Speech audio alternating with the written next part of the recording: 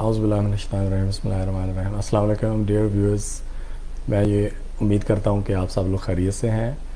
Viewers, आज का जो हमारा लाइव सेशन है, आज की जो हमारी वीडियो है, उसका जो टॉपिक है वो है बेल्जियम स्पाउस वीज़ा, जिसे बेल्जियम फैमिली रीयूनिफिकेशन भी बोलते हैं, बेल्जियम रीयूनियन भी बोलते हैं। व्यूअर्स, बेल्जियम जो है वो बेसिकली तीन तरह की सिचुएशंस का जो स्पाउस वीज़ा है बेसिकली वो आपको ऑफ़र करता है। इसमें सबसे पहले तो जो बेल्जियम सिटीज़न है प्रॉपर, जिसके पास बेल्जियम पासपोर्ट है, बेल्जियम नेशनैलिटी है, वो अपने स्पाउस को बुलाता है, ठीक है, उसकी सारी डॉक्यूमेंटेशन। और दूसरा जो है, ना तो वो बेल्जियम नेशनल है ना वो यूरोपियन नेशनल है जो कि बेल्जियम के अंदर सेटल्ड है और वो अपने ट्रीटी राइट यूटिलाइज़ कर रहा है, ठीक है, वो अपनी वाइफ को बुलाना चाहता है। और तीसरा एप्लीकेंट है जो कि ना तो वो बेल्जियम नेशनल है ना वो यूरोपियन है, ठीक है व्यूअर्स, और वो बेसिकली वर्क परमिट के ऊपर जो है वो बेल्जियम के अंदर रह रहा है, ठीक है व्यूज़। तो वो कैसे, मतलब, और उसके लिए क्या क्या डॉक्यूमेंटेशन है, वो कैसे अपने स्पाउस को बुलाता है, ठीक है। मैं एक दफ़ा फिर रिपीट कर देता हूँ। Number 1, Belgium citizen spouse case जिसके पास प्रॉपर नेशनलिटी है। नंबर 2, जो कि बेल्जियम नेशनल नहीं है लेकिन यूरोपियन नेशनल है और वो सेटल है, अपने ट्रीटी राइट यूटिलाइज़ कर रहा है, बेल्जियम के अंदर सेटल है, और वो बेल्जियम नहीं है लेकिन यूरोपियन है, वो अपनी स्पाउस को बुलाना चाहता है। और तीसरा है जो कि जैसे कि पाकिस्तानी है, वो वहाँ पे वर्क परमिट पे है या किसी और वीज़ा पे है लेकिन वो नेशनल नहीं है, ना ही उसके पास पीआर है, तो वो अपनी स्पाउस को अगर बुलाना चाहता है, ठीक है व्यूअर्स। तो ये 3 तरह के बेसिकली वीज़ाज़ हैं। इसमें जो नेशनल का जो वीज़ा है, जो सिटीज़न है, उसको 840 यानी वीज़ा डी बोलते हैं। इस तरीके से जो यूरोपियन है वो अगर अपने ट्रीटी राइट यूटिलाइज़ करते हुए अगर वीज़ा अप्लाई कर रहा है तो उसको वो बोलते हैं वीज़ा सी। और जो पाकिस्तानी है, जो कि जैसे मैंने बताया वर्क परमिट पे है, ठीक है, तो उसको 810 यानी वीज़ा डी बोलते हैं। इनका ये जो बेसिकली तीनों में से कोई भी टाइप हो तो ये ना थोड़ा कॉम्प्लिकेटेड प्रोसेस है।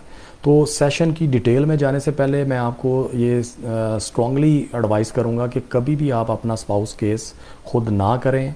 हालांकि बड़ा कम्प्रीहेंसिवली चीज़ें दी गई हैं, लेकिन खुदा ना खास्ता थोड़ी सी भी अगर हर्डल आ जाए, कोई भी डॉक्यूमेंट मिस हो जाए, लीगलाइजेशन प्रॉपर ना हो या कोई और इशू आ जाए, तो कह लें कि ना सिर्फ केस टर्न डाउन हो सकता है बल्कि आपको काफ़ी साल तक जो है बड़ा परेशानी का सामना करना पड़ सकता है, ठीक है व्यूअर्स। तो आप जब मैं आपकी सेशन की डिटेल्स आपको बताऊंगा तो आपको खुद असेस होगा कि जो है ये सारा एक कॉम्प्लिकेटेड प्रोसेस है। सबसे पहले इसमें व्यूअर्स आपने जिन बातों का ध्यान रखना है वो आप नोट डाउन कर लें। नंबर 1 कि इसमें आपका जो केस जाता है बेसिकली एक ओरिजिनल सेट जाता है और 2 उसकी कॉपीज़ जाती हैं, यानी आपके फॉर्म भी इवन के 3 जो हैं वो सबमिट होते हैं, ठीक है, एक ओरिजिनल का और 2 उसकी कॉपीज़। अच्छा, सबसे पहले जो प्रोसेस है वो है आपने जो ओरिजिनल उनकी 2 कॉपीज़ करवानी है, उनको फ़ॉरेन ऑफिस जो है पाकिस्तान का, ठीक है, फ़ॉरेन अफेयर ऑफिस, वहाँ से प्रॉपर अटेस्ट करवाना है।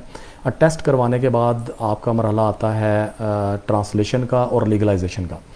इनके जितने भी डॉक्यूमेंट हैं व्यूअर्स, वो सारे इनके जो ऑथोराइज ट्रांसलेटर हैं वो हैं अलायंस फ्रांसेज़े, ठीक है, वहाँ से आपने प्रॉपर ट्रांसलेशन करवानी है। उसके अलावा वो किसी की ट्रांसलेशन को एक्सेप्ट नहीं करते।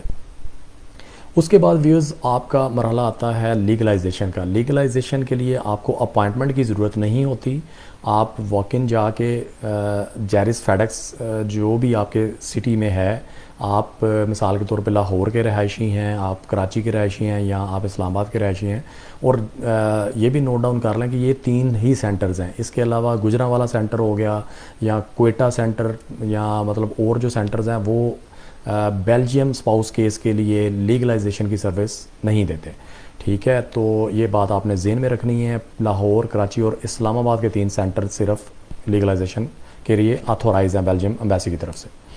बेसिकली यानी कलेक्ट करते हैं, बेसिकली ये खुद नहीं करते, ये आपके डॉक्यूमेंट उठाते हैं और आगे एम्बेसी को फॉरवर्ड कर देते हैं। और लीगलाइजेशन का जो प्रोसेस है वो भी एक अलहदा से एक कॉम्प्लिकेटेड प्रोसेस है जिसमें हर डॉक्यूमेंट की जो फ़ी है वो 20 यूरोज़ है। और वो प्रॉपर एक बैंक का तरीक़ेकार है, ठीक है, उनका अकाउंट नंबर है, वहाँ पे आपने ट्रांसफ़र करनी होती है। अच्छा व्यूज़, इसमें जो है कह लें कि आपका कुछ और जो पॉइंट्स हैं वो भी आपने ज़हन नशीन कर लेने हैं अपने केस को प्रोसेस करवाने से पहले, कि जो दोनों स्पाउस हैं बेसिकली, यानी पाकिस्तान से एप्लीकेंट है, ठीक है, उसका हस्बैंड या वाइफ जो बेल्जियम नेशनल है, उन दोनों का एडल्ट यानी 18 ईयर्स प्लस होना ज़रूरी है, ठीक है व्यूअर्स। उसके बाद जो एप्लीकेंट पाकिस्तान से फॉर्म फिल करेगा ऑनलाइन, तो वो अपना कॉन्टैक्ट नंबर अपडेटेड जो है ना वो ज़रूर देगा, ठीक है व्यूअर्स। इसके बाद मैं आता हूँ बाकी जो डॉक्यूमेंट्स की डिटेल्स हैं। जो एप्लीकेंट है उसकी 2 रिसेंट पासपोर्ट साइज़, लेकिन इसमें साइज़ में थोड़ा सा फ़र्क है, विथ के अंदर 35 mm बाई 40 mm की जो है ना तस्वीर उसने देनी है, 2 तस्वीरें।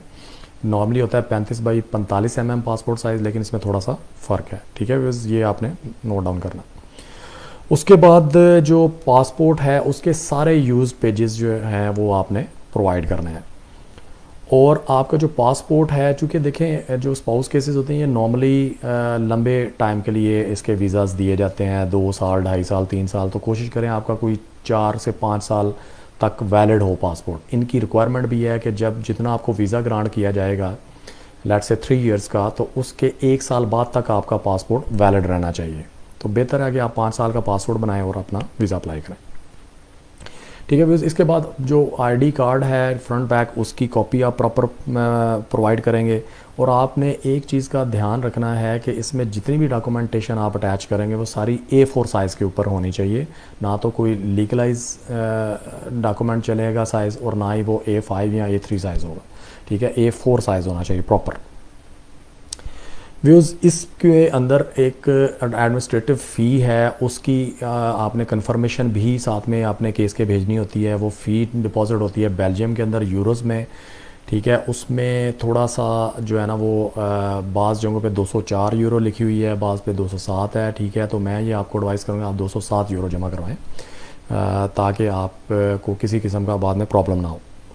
उसके बाद जो एप्लीकेंट है उसका ओरिजिनल जो बर्थ सर्टिफिकेट है, वो जैसे मैंने बताया उसकी 2 कॉपियाँ होंगी, फ़ॉरेन ऑफिस से टेस्ट होगा, उसके बाद वो तीनों डॉक्यूमेंट जो हैं वो लीगलाइज होंगे, वैक्स सेंटर के ज़रिए एम्बेसी तक जाएंगे और वो लीगलाइज होकर वहाँ से आएंगे, ठीक है। इसके बाद उर्दू वाला निकाहनामा वो भी बिल्कुल इसी तरीके से आपने देना है। साथ में मैरिज रजिस्ट्रेशन सर्टिफिकेट है, उसके बाद आपका फैमिली रजिस्ट्रेशन सर्टिफिकेट है, ये सारे इसी तरीके से उनकी फ्रेंच ट्रांसलेशन भी होगी, उनकी कॉपीज़ भी होंगी, फ़ॉरेन ऑफिस से भी टेस्ट होंगे और लीगलाइज होंगे एम्बेसी से, ठीक है व्यूअर्स। अगर आप लोगों की नई शादी हुई है और आप केस कर रहे हैं, तो आप अपना फ़ोटो एल्बम जो है वो भी साथ में सबमिट करेंगे। व्यूअर्स, ये तो थे पाकिस्तान साइड के जो एप्लीकेंट्स हैं उनके डॉक्यूमेंट्स की डिटेल।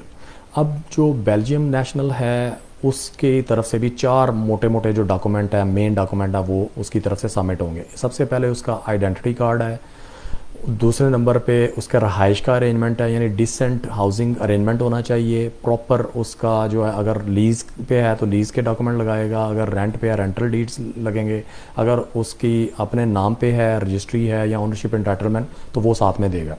उसके बाद वो इस चीज़ को भी इंश्योर करेगा कि वो उसके पास और उसके आने वाले स्पाउस के लिए हेल्थ इंश्योरेंस जो है वो कवर मौजूद है उसके पास, ठीक है। वो उसका भी वो एविडेंस देगा ब्लैक एंड वाइट।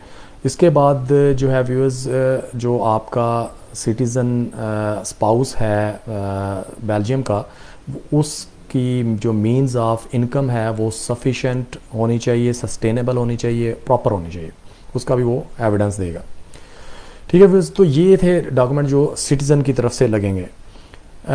इसके बाद व्यूअर्स, इसका जो प्रोसेसिंग टाइम है वो कोई ज़्यादा नहीं है, क्योंकि इसमें ना कोई रश नहीं है इतना, ये केसेस कम होते हैं, तो ये सिर्फ 1 माह के अंदर जो है ना वो एम्बेसी प्रोसेस कर देती है, ठीक है व्यूअर्स। अच्छा, लीगलाइजेशन के लिए आपको किसी अपॉइंटमेंट की ज़रूरत नहीं होती, और जब आपने केस फाइनली सबमिट करना होता है वैक्स सेंटर में एम्बेसी भेजने के लिए, तो उसके लिए आपको अपॉइंटमेंट ऑनलाइन लेना पड़ती है, ठीक है व्यूअर्स। और वो भी कोई, मैंने जैसे बताया कि रश नहीं है, तो वो आपको अगले दिन की, इवन के आज अगर आपने केस तैयार कर लिया है, ठीक है, और आप जो है कल की आपको अपॉइंटमेंट अवेलेबल होगी। ठीक है व्यूअर्स। और इसका ऑनलाइन फॉर्म फिल होता है, ठीक है, उसकी कंफर्मेशन निकलती है, वो भी आप along with all your supporting document you will submit to vax centre and they will forward it to embassy. ठीक है व्यूअर्स, तो ये था आज का हमारा टॉपिक। मैं बाकी इसका जो कोई रिलेटेड कोई लिंक है वो भी डिस्क्रिप्शन में इंशाल्लाह दे दूंगा। तो व्यूअर्स इंशाल्लाह नेक्स्ट किसी मुफीद सेशन के साथ आपके लिए बेहतरीन रहनुमाई के लिए आपके खिदमत में दोबारा हाजिर होंगे। तब तक के लिए अपना बहुत सा ख्याल रखिए। Thank you. अल्लाह हाफिज़।